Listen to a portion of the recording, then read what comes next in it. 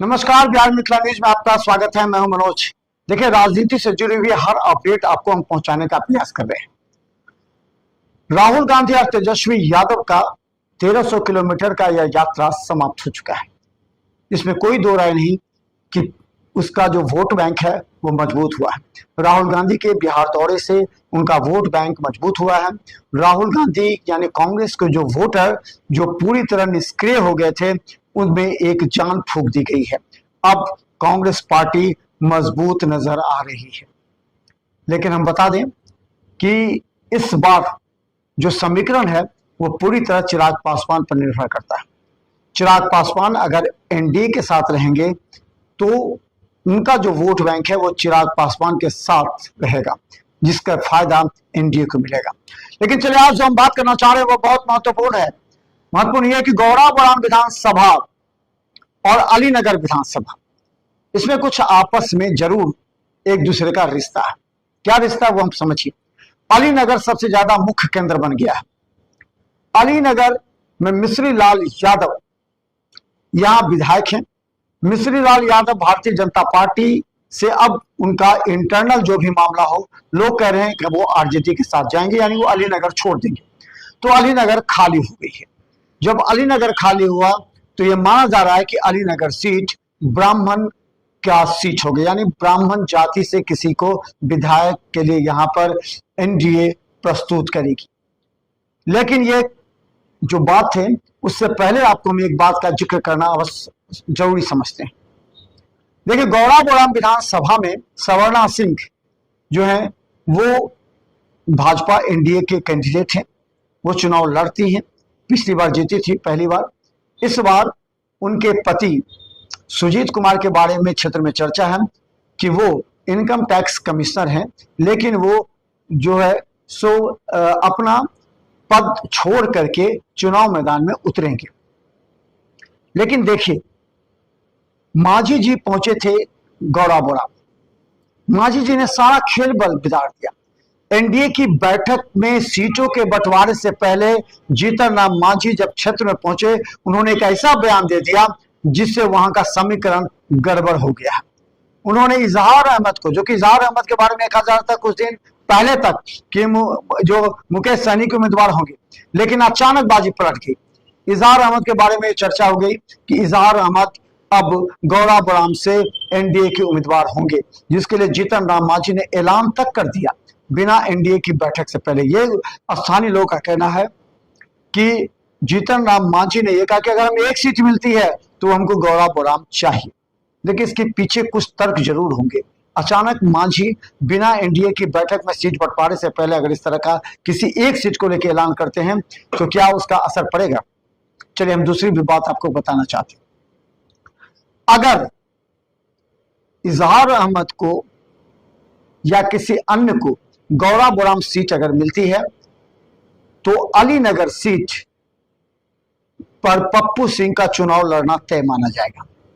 लेकिन अगर सवर्णा सिंह या सुजीत कुमार लड़ते हैं तो पप्पू सिंह की जगह किसी ब्राह्मण उम्मीदवार को चुनाव लड़ाया जा सकता है। और आपको हम बता दें, इजहार अहमद भी चाहते हैं कि अगर गौड़ाबौड़ाम ना मिले तो हमें अलीनगर मिल जाए। कितना समीकरण गड़बड़ है ना, आपको भी लगता होगा। लेकिन दूसरी बात हम बता दें आपको, अलीनगर विधानसभा से भारतीय जनता पार्टी के कोई ब्राह्मण उम्मीदवार की जब नाम की चर्चा हुई ना, तो उसका सीधा संपर्क दरभंगा शहरी विधानसभा से हो गया। यानी एक विधानसभा का दूसरे विधानसभा से जुड़ाव है। इसलिए कि दरभंगा के शहरी विधानसभा में दो उम्मीदवार ऐसे हैं, दो तीन उम्मीदवार ऐसे हैं जो कि अपने आप को भाजपा का उम्मीदवार कहते हैं, जबकि सभी जानते हैं कि यह सीट संजय सरावगी के लिए तय मानी जा रही है। लेकिन ये लोग नाज अंदर अंदर कुछ अगर इनका योगदान अगर सपोर्ट नहीं किया तो उसका भारतीय जनता पार्टी पर असर पड़ेगा या फिर संजय सरावगी पर असर पड़ सकता है। यह भी बात माना जा रहा है कि बालेंदु झा का भी कह रहा है कि बालेंदु झा भी अलीनगर जा सकते हैं। मुरारी मोहन झा के बारे में भी कहा जाता है वो कोठी छोड़ करके अलीनगर जाएंगे। आपको हम बता दें कि डॉक्टर मृदुल शुक्ला, वो उनका भी कहना है कि उनको भी बात हो रही है कि अब वो अलीनगर जा सकते हैं। जैसे ही ब्राह्मण सीट की बात हुई, सारा का ध्यान उधर चल गया। संजय सरावगी अब फ्री हो गए। संजय सरावगी का टेंशन दूर हो गया कि चलो तुम लोग अलीनगर में अब लड़ो, अलीनगर में दिमाग लगाओ, दरभंगा शहरी विधान को फ्री कर दो। यहाँ के जो वोटर है, यहाँ के जो लोग है, वो तो संजय सरावगी को देंगे। लेकिन देखिए, गौरव ब्रह्म अभी भी हम कह रहे हैं, गौरव ब्रह्म से अगर इजहार अहमद लड़ते हैं चुनाव, या सुजीत सिंह सवर्णा सिंह के जगह कोई और चुनाव लड़ते हैं, तो पप्पू सिंह का सीट अलीनगर फाइनल हो सकता है। लेकिन अगर सुजीत सिंह या सवर्णा सिंह लड़ती हैं तो दो राजपूत को सीट नहीं मिलेगा, इसलिए पप्पू सिंह की जगह कोई और लड़ सकता है जो कि ब्राह्मण उम्मीदवार होगा। ऐसे में संजय सरावगी अब ये चाहेंगे कि हम यहां से कोई ऐसा ब्राह्मण उम्मीदवार को हम अलीनगर भेजें जिससे दरभंगा शहरी विधानसभा से ब्राह्मणों का वोट हमें मिले। तो ये तमाम बातों का हम जो विश्लेषण कर रहे हैं उसको जरा समझ लीजिए कि गौरव ब्रह्म में मांझी के कहने के बाद वहां की स्थिति थोड़ा सा भ्रम की हो गई है। वहां सुजीत कुमार के चुनाव लड़ने की ज्यादा चांसेस थे, उसमें थोड़ा सा अब भ्रम हो गया है। क्या होगा नहीं होगा ये आपको 10 तारीख के बाद कुछ खुलासा हो सकता है। वहीं दूसरी तरफ बता दें, अलीनगर में अगर सुजीत सिंह लड़ते हैं तो एक राजपूत को मिलेगा, तो यहाँ से पप्पू सिंह को नहीं मिलकर कोई ब्राह्मण उम्मीदवार को लड़ेगा। अगर ब्राह्मण उम्मीदवार को लड़ेगा तो दरभंगा शहरी विधानसभा से किसी न किसी को दरभंगा के अलीनगर भेजा जाएगा, चाहे मुरारी मोहन झा हो, चाहे डॉक्टर मृदुल शुक्ला हो, चाहे बालेंदु झा हो, या फिर कोई अन्य हो। इन तमाम बातों को लेकर के चर्चा तेज हो गई है। यानी 3 विधानसभा के दर्जनों लोग पटना से लेकर दिल्ली तक कैंप कर रहे हैं, क्योंकि यहाँ मामला थोड़ा सा गड़बड़ हो गया है। लेकिन संजय सरावगी अब तनाव मुक्त महसूस कर रहे होंगे, क्योंकि अभी सभी का ध्यान सीधा अलीनगर चल गया।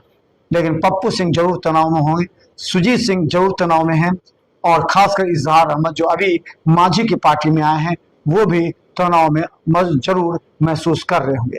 तो देखते रहिए बिहार मिसाल न्यूज, क्योंकि हर पॉलिटिकल अपडेट हम आपको दिखाते रहेंगे। धन्यवाद।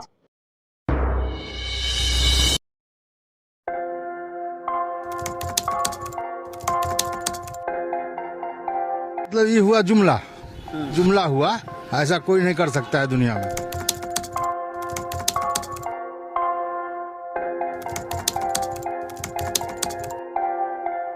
वोट बैंक के लिए तो कोई कुछ कर सकता है।